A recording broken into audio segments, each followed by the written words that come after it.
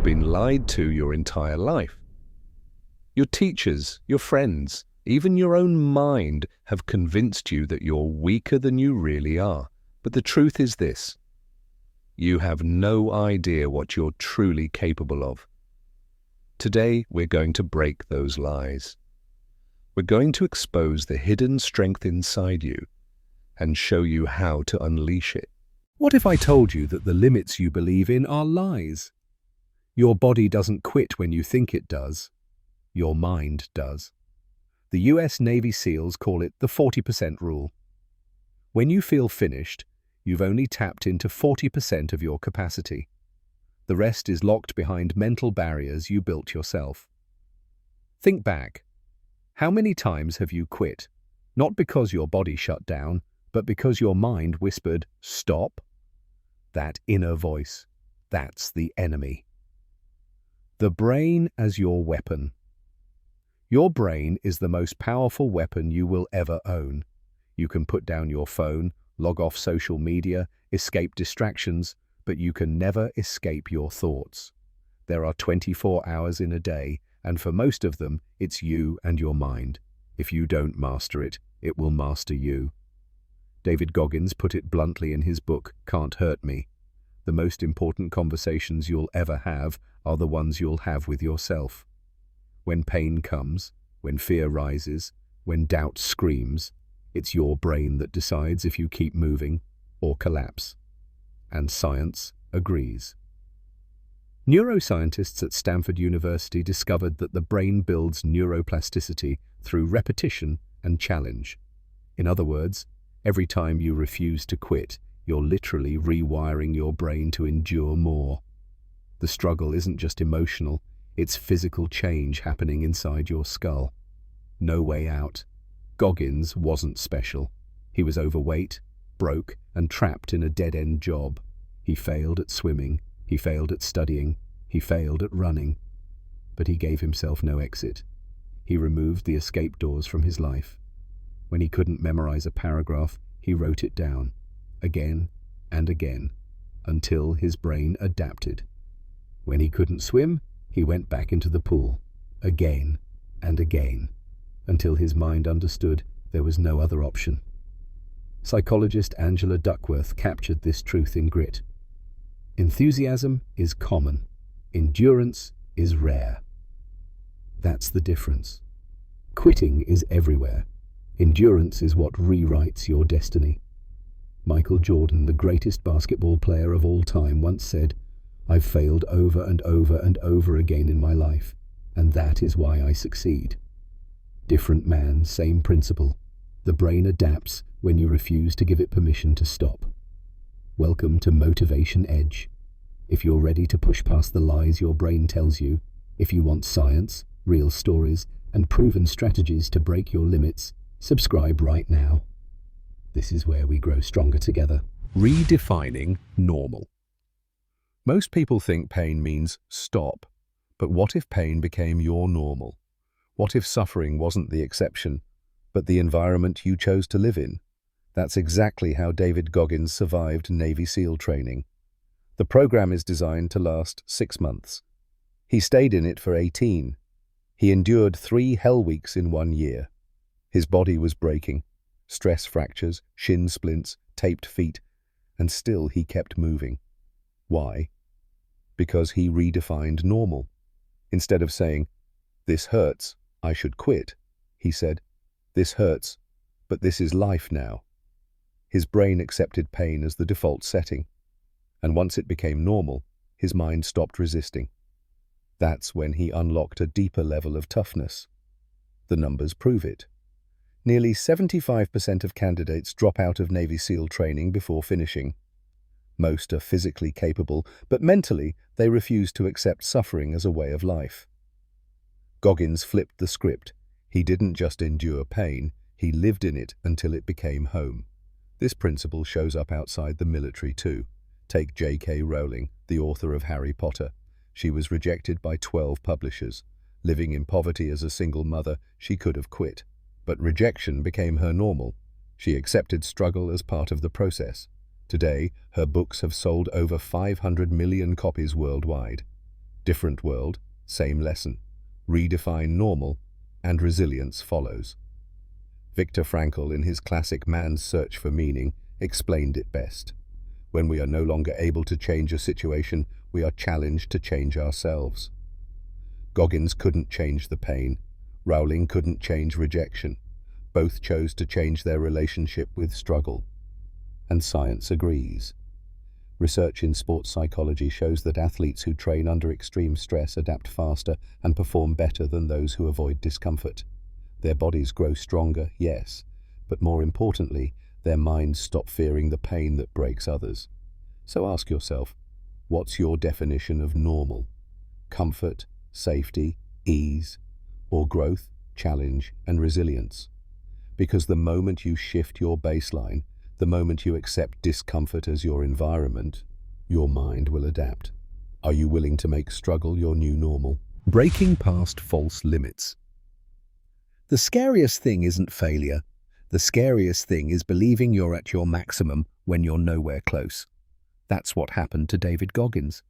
At 297 pounds, working a dead-end job, he thought he was giving life everything he had. He thought he was at 100%. But years later, after losing over 100 pounds, becoming a Navy SEAL and running ultra-marathons, he realized the truth. Back then, he was barely scratching the surface. Ask yourself this: have you ever stopped at 40% and called it your limit? Science proves this happens more often than you think. Researchers at the University of Cape Town discovered that fatigue is not just physical. It's a protective mechanism of the brain. Your body saves hidden reserves for survival. That means when you feel done, your brain is lying. You still have energy left. You just won't reach it unless you push past the mental stop signs. History gives us proof. Roger Bannister shattered the 4-minute mile in 1954, something experts swore was impossible. Within a year, dozens of runners did the same. The wall was never in the body, it was in the mind. And in 2019, Eliud Kipchoge ran a marathon in under 2 hours, a barrier once thought untouchable. His time? 1:59:40. A human being doing what science once labeled impossible. Not because the human body suddenly evolved, but because belief and training broke the false ceiling. Tim Grover, in his book Relentless, wrote, "Limits, like fears, are often just an illusion. Once you break through one, you realize there was never really a ceiling above you, only a mental wall. So the real question is this: are you living at your fake 100%? Or are you willing to step into the reserves your brain has been hiding from you?"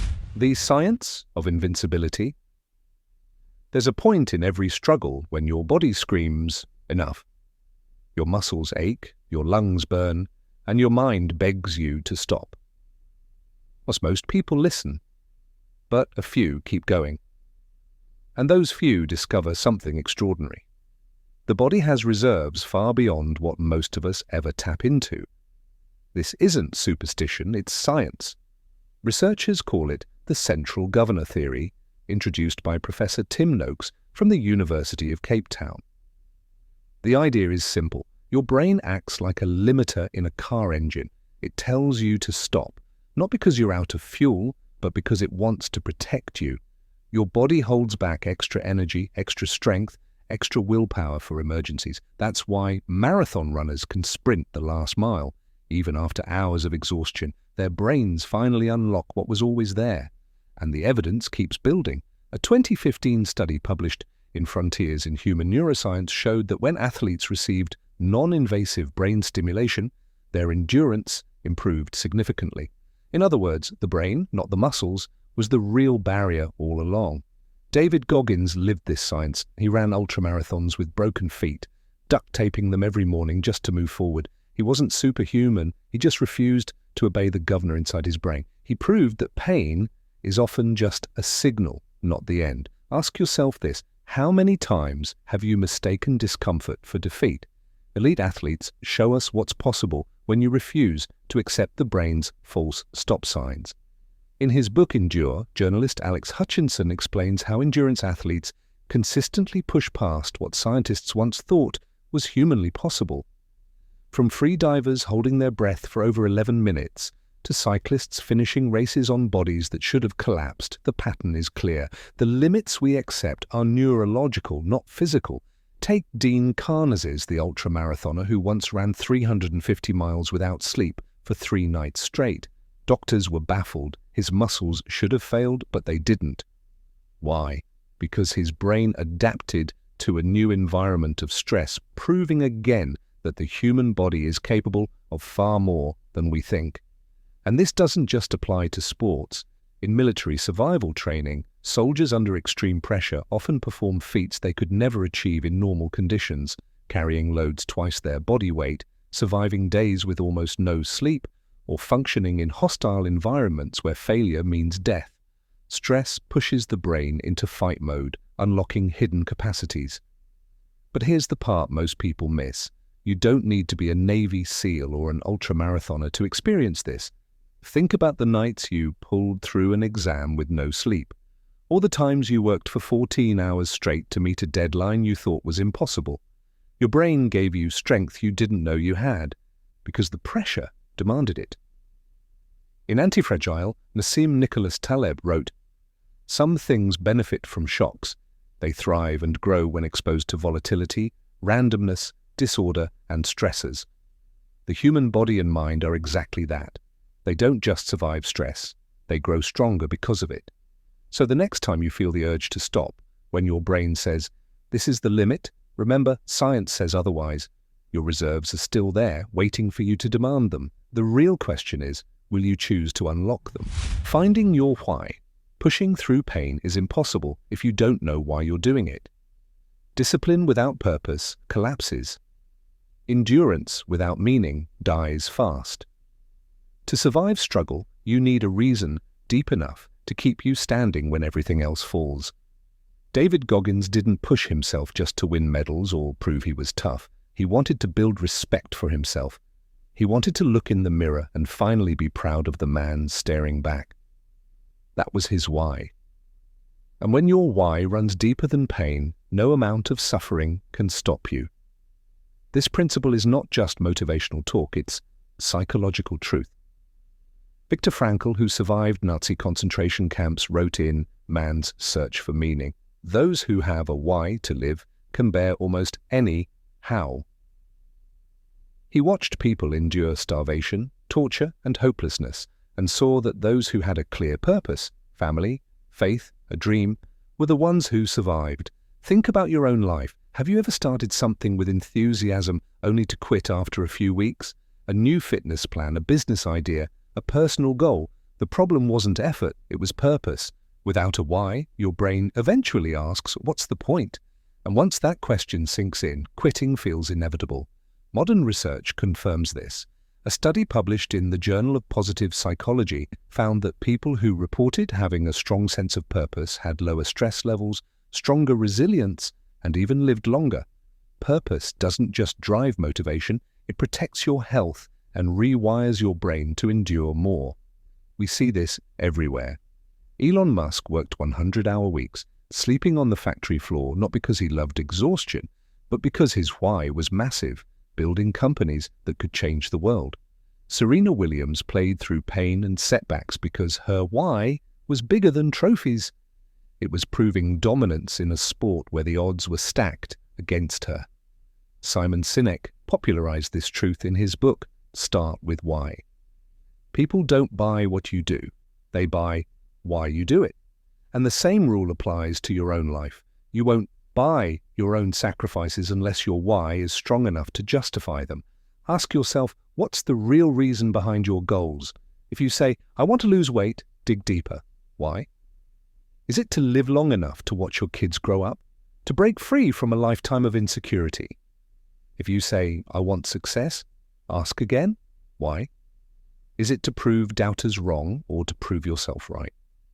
Your why must be something that burns deeper than pain, because pain will come, doubt will scream, discomfort will tempt you to stop. And in those moments, the only thing strong enough to hold you together is your reason. So here's the truth. If you haven't found your why, you'll quit every time. But if you do, you become unstoppable. Peace through struggle. Most people want peace first. They chase comfort, balance, and an easy life. But peace doesn't come before the fight. It comes after. David Goggins discovered this truth the hard way. For years, he hated the man he saw in the mirror. He wanted validation from everyone else but couldn't respect himself. It was only through relentless suffering, accountability, and struggle that he finally built real peace. Pain gave him clarity. Discipline gave him freedom. Struggle gave him self-respect. Viktor Frankl, in Man's Search for Meaning, wrote, "What man actually needs is not a tensionless state, but rather the striving and struggling for some goal worthy of him." That's the formula. Peace isn't the absence of struggle, it's the result of surviving it. And it doesn't just apply to Navy SEALs or survivors of extreme suffering. Think about your own life. Remember the time you fought for something, a degree, a business, a family, and came out on the other side. The peace you felt didn't come from avoiding hardship. It came from knowing you endured it and you didn't quit. That's peace earned, not peace borrowed. So now the question is, are you ready to stop chasing comfort and start building strength? Are you ready to push past fake limits, to find meaning in the struggle, and to earn the kind of peace that only comes through discipline? If your answer is yes, then this is your place. Subscribe to Motivation Edge and join a community that lives for growth and resilience. Every video will challenge your mind, fuel your discipline, and push you further than you thought possible. Hit the bell, and you'll never miss the chance to sharpen your edge and step closer to the life you're capable of. This is more than a channel. This is where limits are broken and where your journey to strength truly begins.